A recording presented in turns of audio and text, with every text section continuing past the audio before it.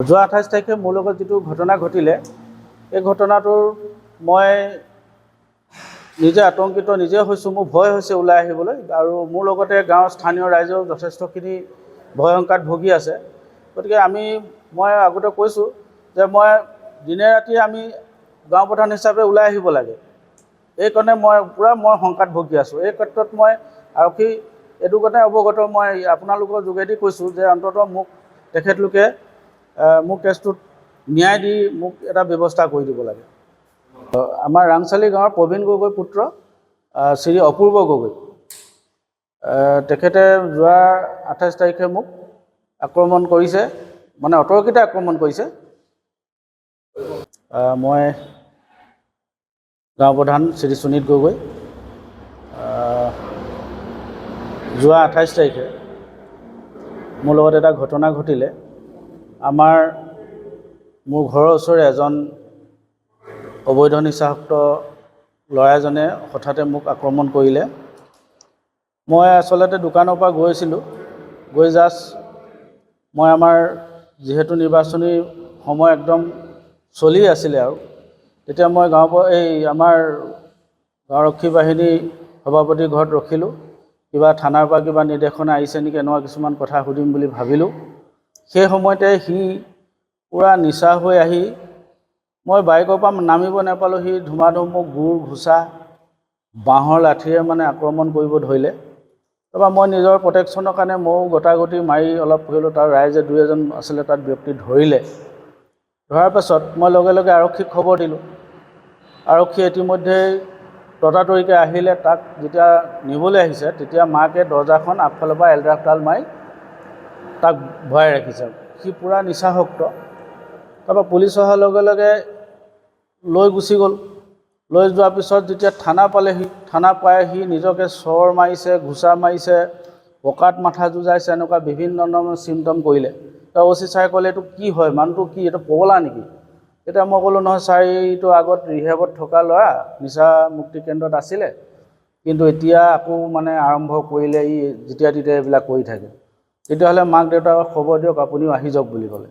অহাৰ পিছত আমি আৰক্ষীৰ লগত আলোচনা কৰিলোঁ।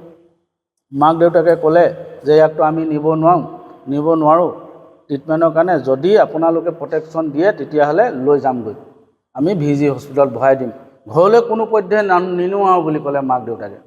তো আমি কথামতে কাম। তাৰপৰা ৰাতিপুৱালৈ আমি আহিলোঁ VG নিবলৈ, তেখেতলোকেও গাড়ী লৈ আহিলে। তাৰপৰা এতিয়া থানা প্ৰটেকশ্যন বিচাৰিছে, একদম এতিয়া নিৰ্বাচনৰ একদম মানে সেই কেইদিনে আৰু 28 বুলি ক'লে আপুনি জানে 29 তাৰিখে আকৌ ঘটনাটো আমি আছোঁ ৰাতিপুৱা।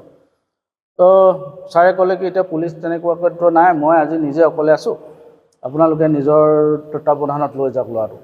সি মাক দেউতাকে নি পিনে VG হস্পিটেললৈ গ'ল, কিন্তু তাত এডমিট নকৰাই পিনে ঘৰলৈ লৈ গুচি আহিলে। 4:30-5টামান বজাত মই দেউতাকলৈ ফোন কৰিলোঁ, দাদাইদেউ আপোনাৰ ল'ৰাটো থৈ আহিলেনে? নাই বোলে, লৈ আহিলোঁ, সি শুই আছে। কি কাৰণে লৈ আহিলে? বোলে ডক্টৰ নাছিলে। ঠিক আছে, ডক্টৰ যদি নাছিলে তো কোনোবাইতো চাইছিলে। তো ইতিমধ্যে মই বস্তুটো সত্য নে অসত্য বুলি গৈ মই তাৰ প্ৰেছক্ৰিপশ্যনখন মই খুজিলোঁ, আপুনি দিয়কচোন ক'ত দেখাইছিলে, দিলে মোক হোৱাটছআপ।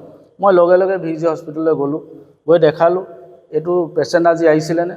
ক'লে আহিছিলে। তো কি কাৰণে এডমিট কৰা নহ'ল? এইটো এডমিট কৰাৰ পেচেণ্ট নহয়।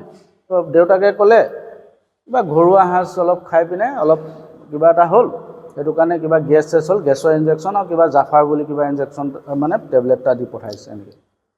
তো মই তেতিয়া দেউতাকলৈ ফোন কৰিলোঁ, দেউতাকে ক'লে আকৌ কালিলৈ নিম। কালিলৈ নিম বুলি কোৱাৰ লগে লগেতো নাই, কোনো ব্যৱস্থাই নল'লে। তো ইয়াৰ কথাটো হ'ল এনেকুৱা যে তাৰপিছত ল'ৰাটোক মই সুধিলোঁ যে মোৰ ওপৰত আক্ৰমণ কৰিবলগীয়া কাৰণটো কিটো? মইতো তোৰ বিষয়ে একো নাজানো। গুৱাহাটীত আছিলে সি, দেউতাকে চাকৰি কৰে, পুলিচত ৱায়াৰলেছত ৱেষ্টাৰ্ডি হৈ অৱসৰ লৈছে। তো কৈছে নহয় বোলে, মায়ে আৰু দেউতাই বোলে সদায় কৈ থাকে যে গাঁও প্ৰধানে পুলিচত দিব, গাঁও প্ৰধানে তোক জেলত ভৰাব, তই এইবোৰ কাম নকৰিবি, এইবোৰ নাখাবি। ঘৰৰ ভিতৰত মানে ভয় খুৱাই সৰু বাচ্চা নিচিনা তাক ভয় খুৱায়। কিন্তু 33 বছৰীয়া এটা বিবাহিতা ল'ৰা, তাক গাঁও প্ৰধানে জেলত দিব, গাঁও প্ৰধানে ভৰাব, এই কথাটো তাৰ মনত মোৰ প্ৰতি এটা বেয়া ভাৱ এটা জন্মি আছিলে। যিহেতু আমি দিনে ৰাতিয়ে ঘূৰি ফুৰা মানুহ এজন, গাঁও প্ৰধানে যেতিয়া হ'লেও মাতে, ৰাতি 10টা বজাত মানুহ কোনোবা অচিনাকি মানুহ লগ পালেও আমাক মাতে, তো আমি ওলাই যাবলৈ এটা সংকোচ হৈছে, এটা ভয় আছে, আৰু সিহঁতৰ ঘৰ আগেদিয়ে যাব লাগিব। যিহেতু আজি সেইদিনাখন হঠাৎ সি জেউৰা খুঁটিডালে যদি এইবিলাকত নেমাৰি মোক যদি সি দা এখন লৈ যদি মোক আক্ৰমণ কৰি দিলেহেঁতেন, তেতিয়া মোৰ পৰিয়ালেও ন্যায় পালেহেঁতেন জানো? মই এইটোৱে বিচাৰোঁ যে আমাক মুঠতে গাঁও প্ৰধানসকলক এইটো এটা ন্যায় লাগে। মই আৰক্ষীকো এই বস্তুটো অৱগত কৰিলোঁ যে তেখেতে ট্ৰিটমেণ্ট লোৱাৰ পিছতো নল'লে যেতিয়া তেখেতলোকে আকৌ এবাৰ মোৰ মতে তেখেতক জবৰদস্তি হ'লেও মানে এটা চিকিৎসাৰ মানে ব্যৱস্থা কৰিব লাগে। কেলৈ বহুত দিনৰ আগৰ পৰা সি কৰি আছে, যিহেতু ই গুৱাহাটীৰ পৰা আহিহে সেই বস্তুটো ড্ৰাগছ নহয়, ই ড্ৰেণ্ডাইটটো সেৱন কৰে, পলিথিনত ভৰাই আৰু মানে শুঙে, তাৰপিছত সি উদণ্ড হৈ যায়। তাৰপৰা মাক দেউতাকে ঘৰত নাথাকে, যাৰ তাৰ ঘৰত এখেতলোকৰ ঘৰত কেতিয়াবা চোফাত পৰি থাকে। ওচৰৰ ঘৰ মানুহ ঘৰত এদিন দৰ্জা ভাঙি সোমাই গ'ল, মোক ফোন কৰিছে, মই ক'লোঁ মই যাব নোৱাৰিম, তহঁতি ৰিটাৰ্ণ দিলেহে মই যাম। কেলৈ এইটো ৰিটাৰ্ণ নিদিয়াকৈ কাইলৈ মাক বাপেকে দেখিছে নাই কেনেকৈ বচাই লয় ল'ৰাটো। গতিকে সেইকাৰণে এই মাক দেউতাকে যে এই বস্তুটো কি কাৰণে ৰাখি থৈছে, কাইলৈ কাৰোবাক আক্ৰমণ কৰিব। তেখেতে সেইদিনা মিটিং হ'ল, তেখেতে লিখি দিছে মোক গোটেইখিনি সত্য, মোৰ ল'ৰা অবৈধ নিচা কৰে সেইটো মই জানো, নিচামুক্ত কেন্দ্ৰত থকাটো হয় সেইটো মই জানো। এইখিনি কোৱাৰ পিছতো ল'ৰাটোক বাৰে বাৰে ৰখাই থয়, ঘৰত লুকুৱাই ৰাখে। এইটোতো এনেকৈ লুকুৱাই থ'লেতো নহয় বস্তুটো।